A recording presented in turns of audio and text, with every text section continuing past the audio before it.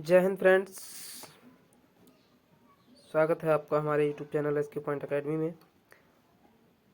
तो फ्रेंड्स, आज हम मानव नेत्र यानी कि जो हमारा फिजिक्स में है चैप्टर मानव नेत्र, और ये धातु केमिस्ट्री में है और बायोलॉजी में है श्वसन तंत्र, इससे संबंधित हम महत्वपूर्ण 30 प्रश्न करने वाले हैं जो आपके लिए बहुत ही एग्ज़ाम में हेल्प करेंगे। ठीक है, तो आज इससे रिलेटेड हमारी ये वीडियोज़ होने वाली है और ये जो हमारे प्रश्न रहेंगे वो परीक्षा की दृष्टि से बहुत ही महत्वपूर्ण रहेंगे। तो चलिए क्लास को स्टार्ट करते हैं देरी ना करते हुए। तो पहला क्वेश्चन है कि मानव नेत्र का कौन सा भाग प्रकाश को फोकस करने में सहायता करता है। तो ऑप्शन ए है रेटिना, ऑप्शन बी है कॉर्निया, ऑप्शन सी है पुतली, ऑप्शन डी है आइरिस।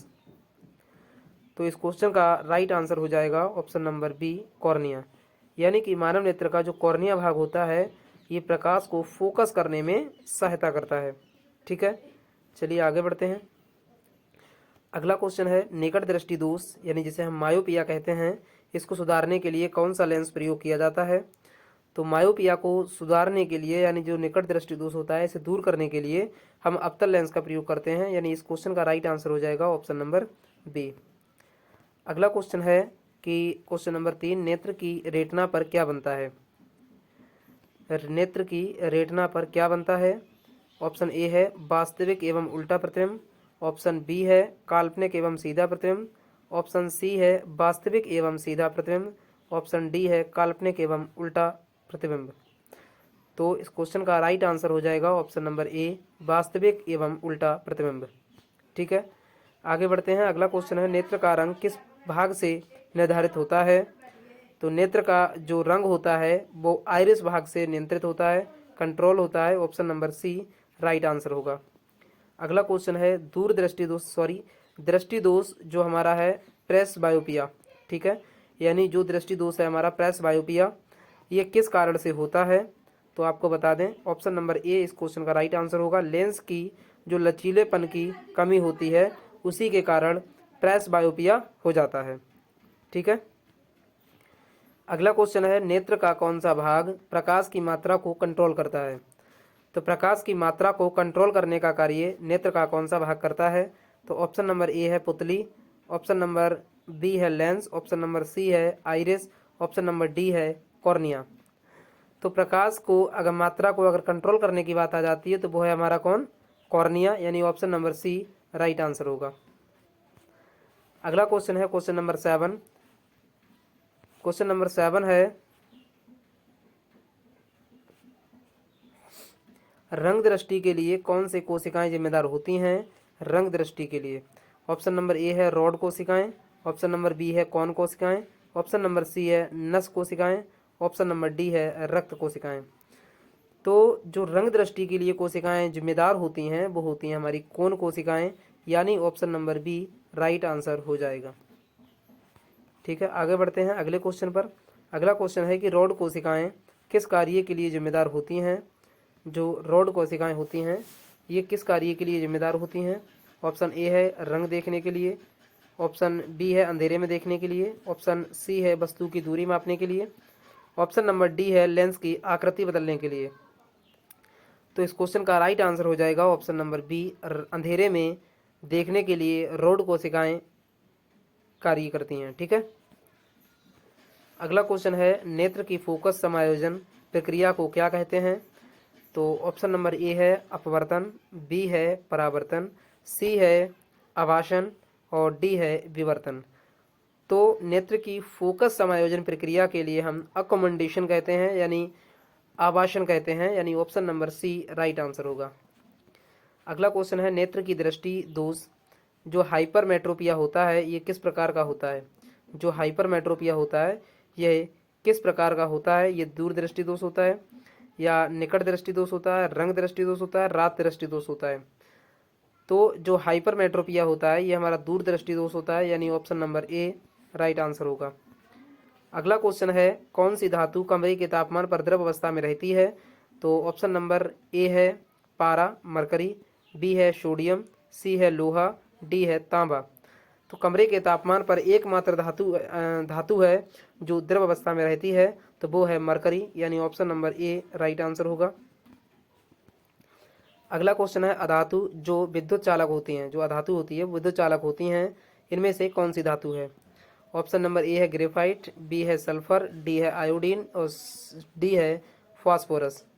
तो इस क्वेश्चन का राइट आंसर हो जाएगा graphite, option number A right answer हो जाएगा। अगला क्वेश्चन है कौन सी धातु हवा में काटने पर चमक खो देती है?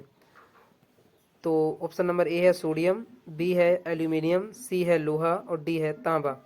तो कौन सी धातु जो है हवा में काटने पर चमक खो देती है? तो वो होती है हमारी सोडियम। अगर सोडियम को आप काटेंगे तो वो हवा में काटने पर अपनी चमक को खो देती है। अगला क्वेश्चन है धातुएं किस प्रकार के ऑक्साइड बनाती हैं? जो धातुएं होती हैं वो किस प्रकार के ऑक्साइड बनाती हैं? ऑप्शन नंबर ए है क्षारीय, बी है अम्लीय, सी है उदासीन और डी है मिश्रित। तो जो धातुएं होती हैं ये हमारी हमेशा ही क्षारीय ऑक्साइड बनाती हैं, यानी option number A right answer होगा। अगला क्वेश्चन है अधातुएं जल के साथ कैसे प्रतिक्रिया करती हैं? तो अधातुएं जो होती हैं जल के साथ में कोई भी प्रतिक्रिया नहीं करती हैं, यानी option number B right answer होगा। अगला क्वेश्चन है निम्न में से कौन सी धातु सबसे हल्की होती है? ऑप्शन ए है सोडियम, बी है लिथियम, सी है कैल्शियम और डी है एल्यूमिनियम। तो ऐसी कौन सी धातु है जो सबसे हल्की है मतलब निम्न में से? तो वो है हमारी option number B, option number B lithium. Lithium धातु जो है इन सभी में सबसे हल्की है। अगला क्वेश्चन है पीतल किसका मिश्र धातु है? तो पीतल जो है हमारा तांबा और जस्ते का मिश्र धातु है, यानी option number A right answer होगा। अगला क्वेश्चन है कौन सा अधातु ठोस रूप में आयोडीन जैसा चमकदार होता है? तो यहाँ पर आयोडीन है तो वो आयोडीन ही होगा, यानी option number C right answer है। अगला क्वेश्चन है किस धातु का उपयोग तार बनाने में सबसे अधिक किया जाता है? ऑप्शन ए है एल्यूमिनियम, ऑप्शन बी है तांबा और सी है लोहा और डी है जस्ता। तो आपको बता दें जो तार बनाने में सबसे अधिक किसी धातु का प्रयोग किया जाता है तो वो किया जाता है तांबा, और तांबा के बाद आता है एल्यूमिनियम। ठीक है, तो इस क्वेश्चन का right answer option number B हो जाएगा।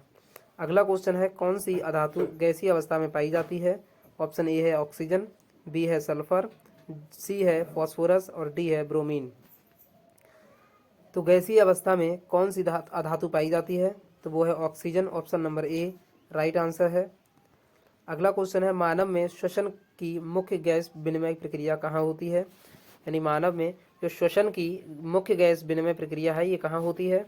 ऑप्शन ए है श्वास नली, ऑप्शन बी है फेफड़ों के वायुकोश, ऑप्शन सी है ग्रास नली, ऑप्शन नंबर डी है मुख गुहा। तो मानव में श्वसन की जो मुख्य गैस विनिमय प्रक्रिया होती है वो होती है फेफड़ों के वायुकोश में, यानी जो एल्वियोलाई होती हैं इन्हीं में मानव में श्वसन की मुख्य गैस विनिमय प्रक्रिया होती है, यानी option number B right answer होगा। अगला क्वेश्चन है कि श्वसन की दर को कौन कंट्रोल करता है? जो श्वसन होता है इसकी दर को, इसकी रेट को कौन कंट्रोल करता है?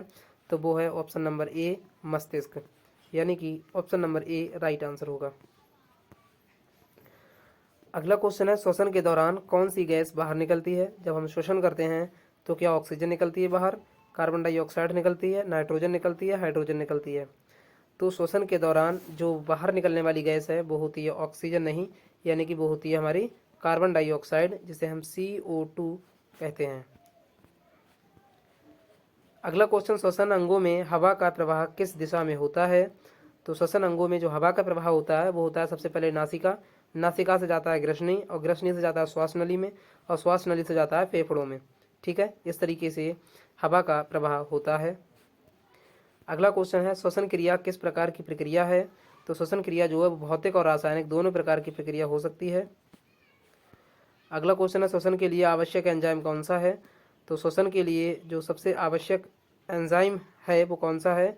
ऑप्शन ए है पेप्सिन, ऑप्शन बी है साइटोक्रोम ऑक्सीडेज, ऑप्शन सी है एमाइलेज, ऑप्शन डी है ट्रिप्सिन। तो आपको बता दें श्वसन के लिए जो आवश्यक एंजाइम है वो है हमारा cytochrome oxidase, option number B right answer है। अगला क्वेश्चन है मानव श्वसन तंत्र में डायाफ्राम का कार्य क्या है? रक्त को शुद्ध करना, फेफड़ों को फैलाना और सिकुड़ना, और हवा को फिल्टर करना या ऑक्सीजन का निर्माण करना। तो जो डायाफ्राम का कार्य होता है वो फेफड़ों को फैलाना और सिकुड़ने का कार्य करते हैं, यानी option number B right answer है। अगला क्वेश्चन है फेफड़ों की इकाई को क्या कहते हैं। तो फेफड़ों की जो इकाई होती है, यूनिट होती है, उसे हम एल्वियोलाई कहते हैं, यानी कि वायुकोश कहते हैं। यानी option number A right answer होगा। अगला क्वेश्चन है श्वसन तंत्र में ऑक्सीजन किस माध्यम से रक्त में जाती है। तो जब श्वसन तंत्र होता है उसमें ऑक्सीजन जो होती है वो हमारी प्रसरण यानी कि जिसे हम डिफ्यूज़न कहते हैं, डिफ्यूज़न के माध्यम से जो होती है वो रक्त में जाती है। ठीक है, रक्त में ऑक्सीजन किसके माध्यम से जाती है, डिफ्यूजन यानी कि प्रसरण के माध्यम से। ठीक है, तो इस क्वेश्चन का राइट आंसर हो जाएगा ऑप्शन नंबर ए। अगला क्वेश्चन है और आज का लास्ट क्वेश्चन है फेफड़ों में ऑक्सीजन किससे जुड़कर रक्त में जाती है। तो ऑक्सीजन जो है वो फेफड़ों में किससे जुड़कर जाती है। तो आपको बता दें जो ऑक्सीजन होती है वो फेफड़ों में हीमोग्लोबिन से जुड़कर जाती है। और किसके माध्यम से जाती है, तो वो है हमारी डिफ्यूजन। डिफ्यूजन के माध्यम से हीमोग्लोबिन के से जुड़कर ऑक्सीजन कहाँ जाती है, फेफड़ों में जाती है। तो इस क्वेश्चन का राइट आंसर हो जाएगा ऑप्शन नंबर बी। इस तरह से हमने टॉप 30 क्वेश्चन कंप्लीट कर लिए हैं।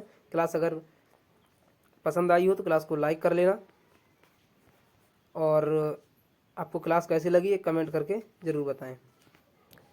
तो आज के लिए इतना ही, मिलते हैं अगली वीडियो में। आज के लिए धन्यवाद।